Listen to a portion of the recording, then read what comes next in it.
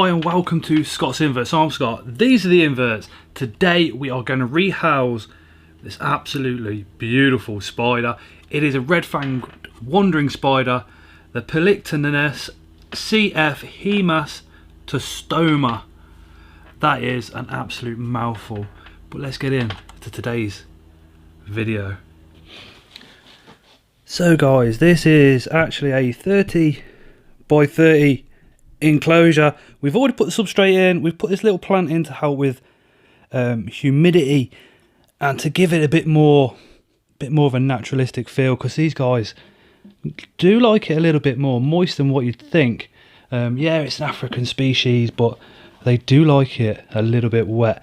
Now this substrate here is a combination of coir husk, not just straight coir, and then about 50% potting compost. Now with the husk, you get big chunks of coconut fibre, just like that, which helps to withhold the water and helps to release that humidity slowly. Now our wandering spider is, as it sounds, literally gonna wander everywhere. But what I also want to do is put a piece of cork bark coming up, just like that on the side, because it will climb up there. It will climb up there, will go behind there, and it will look for those little hiding spaces as well, which we're just about to try and create. So what I want to do is try and put some wood in there to try and make like a little wood pile. So we're going to put this piece just here, and maybe even go for a kind of a little burrow effect underneath. Now the depth of substrate with these, as long as you've got about an inch there, so you can withhold that moisture, you're all good to go, because these don't burrow. They, as the name suggests, they're a wandering spider, so they will just roam across.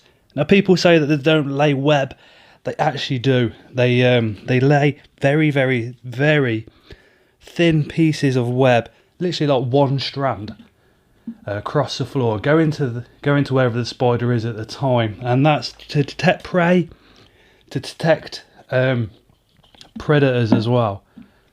So this stack I'm building now is so that spider can go in there and hide, and it will hide through the day, and at night time we're going to see it coming out of the cork bark and the bark and everything else that we've got lying around, and it will be exploring and looking for its prey.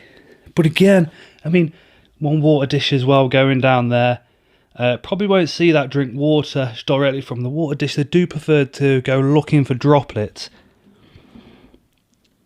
But not the best looking enclosure, but I've built it for the spider not to look amazingly fantastic. Got another piece of cork bark. I'm going to put that down there as well.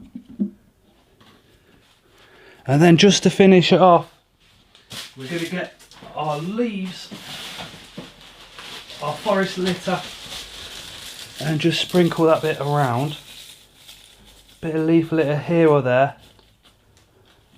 No moss just yet.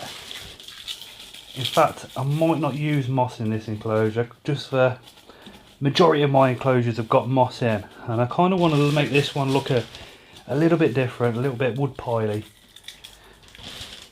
And with the leaves and that looking a similar colour to the spider, I'm hoping it's going to encourage the spider to come out a little bit more.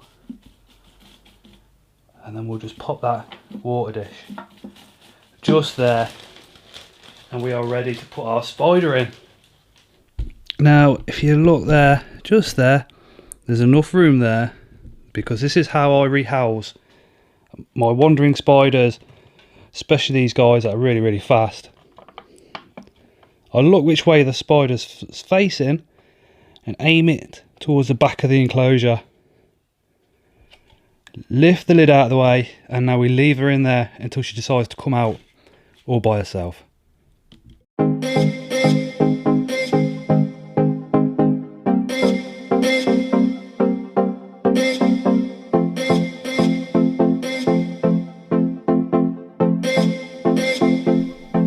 Front forward facing legs mean that this girl or boy is super quick.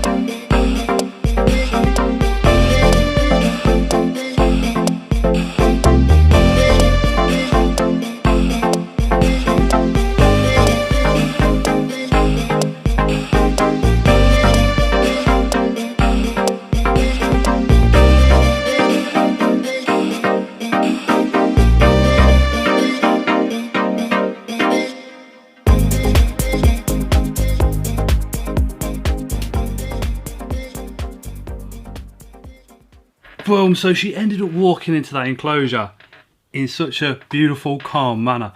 Whether that's because we were moving slowly around her, gently, not making very much vibrations, trying to make her feel comfortable, if you like, as comfortable as possible. Now, these guys have got an exceptionally bad reputation, to the point where sellers say you can't sell them at shows in the UK and all the rest of it. Sellers will also tell you that they're going to be on the DWA list. The truth is, there's more and more information coming out about these guys, and the venom is not looking as potent as what was first thought. But then if a seller tells you it's going to go on a DWA list, so you better buy it soon, what do? You end up buying it. So a lot of it is speculation. Just because this is a spider that's in the family, the same family as what the Brazilian wandering spider is, doesn't mean their venom is the same or anywhere near that. So we're going to wait for some more information to come out on the venom, but it's highly unlikely that this spider is going to be medically significant, which is great news for us, because we can keep this beautiful species right at home under our own eyes. Guys, the bigger the enclosure you can give for your girl, the better. This one that we used was a 30 by 30 by 30, which I think is absolutely ideal. But they are going to be one of these, you referred to tarantulas being in a pet hole, right? So the ones that disappear down a hole, you never see them.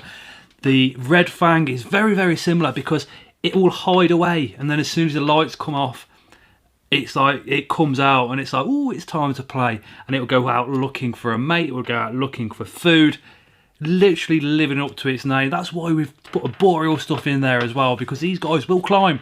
The only thing they don't tend to do is burrow. But they are exceptionally fast, and mine has literally just chilled out and been so calm this evening. It's been an absolute pleasure to rehouse that spider, and I'm really, really thankful that she remained calm and we could get those close-up shots of her as well. I was really expected to dive in to the enclosure and me have to close the lid without being able to give you guys some close-ups. It's still a little bit shaky with the macro, but I'm getting there. Come on, be forgiven.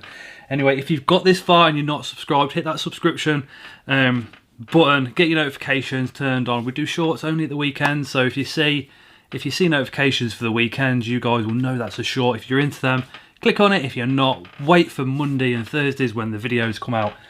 Now we also bought a black fang wandering spider, which is the Macroc tenus Kieselingi.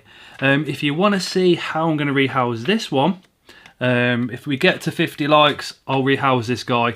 It's not going to go in a glass enclosure. I want to put it in a plastic container just to show that we can keep our spiders in other ways than spending a lot of money on these plastic on these glass enclosures. I want to try and move this guy into something a bit more cheaper, a bit more realistic for me anyway. This one just here, that is it. You're seeing that through the plastic of this box, but he or she, I think it's a she, the abdomen's quite fat on her, is really, really, really gorgeous. A black fanged wandering spider. 50 likes and we'll rehouse that one into something a little different than what we do our glass ones. Now, are you coming to the Coventry show on the 9th? If you're going to stay in Coventry, let me know. Drop me a message on the socials. It'd be great to see you. Unusual Pets is also meeting up with us, as well as Chris's Zoo on Wheels. There's a few others that's going to meet up. We're all going from McDonald's, and then God knows what the night's going to hold for us lot.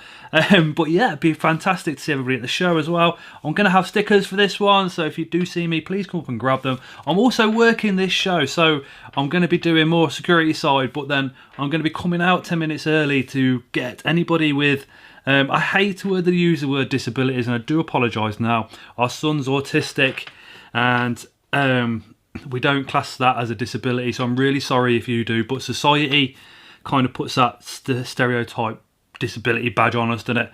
So if you've got anxieties, or if you've got children with autism or anything like that, wheelchair, whatever, if you see me and you need to be in the venue 10 minutes before it actually opens so you feel comfortable, instead of going into a crowd of people, if you see me walking around the front of the venue, please come and get me, and I shall get you in those 10 minutes early.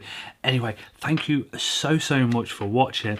Oh, the spider provider is going to be on the live this Tuesday.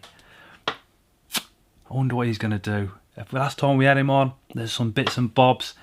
Maybe he'll give us a discount code, maybe he won't, maybe he'll do something. I don't know what he's going to do, but Mark's always up for something. If you're not subscribed, hit the subscription button. We do all sorts of cool stuff on this channel, all around tarantulas.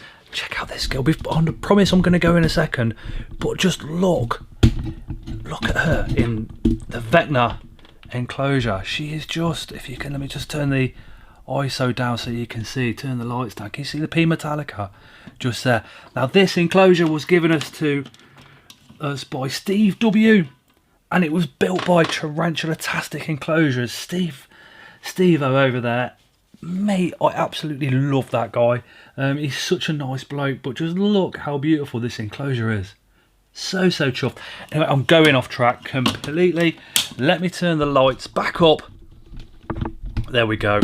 The lights are back up. And I'm going now. So again, we shall see you again in the next one.